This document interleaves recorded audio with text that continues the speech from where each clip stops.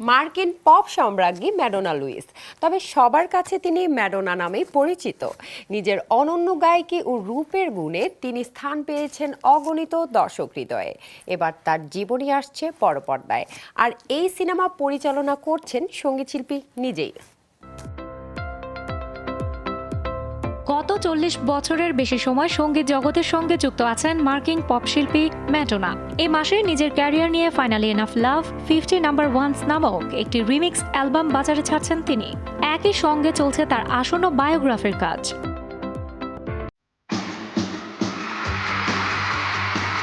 যেখানে উঠে আসবে শিল্পীর জীবনের সমস্ত কাহিনী। মাত্র 25 বছর বয়সে 1982 সালে সঙ্গীতের দুনিয়ায় পা রাখার পর থেকে বিশ্বের বিভিন্ন দেশে চ্যালেঞ্জের মুখে পড়েছিলেন তিনি। একজন পপ তারকা হিসেবে যৌন হয়রানি থেকে শুরু করে দেশপ্রেমহীনতা সহ নানা ধরনের হয়রানিরও শিকার হয়েছেন এই পপ তারকা।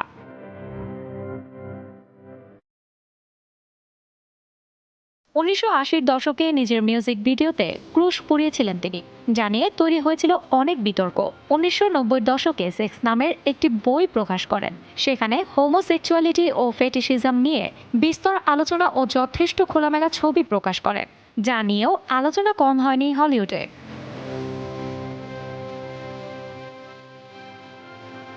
কিন্তু এসবের মাঝেও তার ভালো অ্যালবামের সংখ্যাও নেহাত কম নয়। 4 দশকের ক্যারিয়ারে ম্যাডোনা 14টির মতো অ্যালবাম বের করেছেন।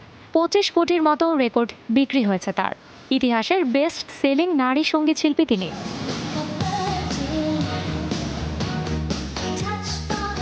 সঙ্গীত জীবনের শুরুতে তাকে প্রতিযোগিতা করতে হয়েছে Prince, Michael Jackson, Bruce Springsteen, Phil Collins, George Michael, ইউটুর মতো বিখ্যাত শিল্পীদের সঙ্গে। কিভাবে এত বড় বড় শিল্পীদের টপকে হয়ে উঠেছেন একজন পরিপূর্ণ নারী সঙ্গীত শিল্পী, তারই নানা ধরনের গল্প এবার উঠে আসবে রূপালী পর্দায়।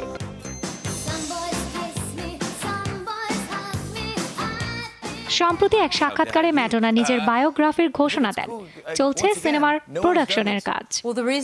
অনেক মানুষই আমাকে নিয়ে সিনেমা বানাতে চাচ্ছিল, এদের বেশিরভাগই নারী বিদ্বেষী, তাই আমি নিজেই নিজের গল্প পর্দায় ফুটিয়ে তুলতে চাই।